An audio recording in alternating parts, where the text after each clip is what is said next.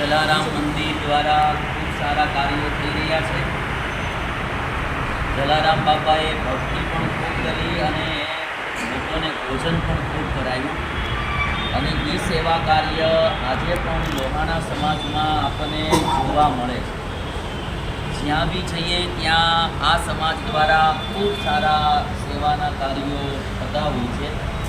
ખાલી ગુજરાતમાં નહીં, ભારતભરમાં જલારામ મંદિરો દ્વારા સેવા કાર્ય, એમાં ખાસ જમાડવાની વાત તો પહેલાં નંબર. એટલે આજે જલારામ મંદિર દિશા દ્વારા પણ ખૂબ આરોગ્યનું સારું કાર્ય થાય છે, અન્નક્ષેત્ર પણ સારું ચાલે છે અને સાથે સાથે ભક્તિનું પણ કાર્ય આ મંદિર દ્વારા થઈ રહ્યું છે.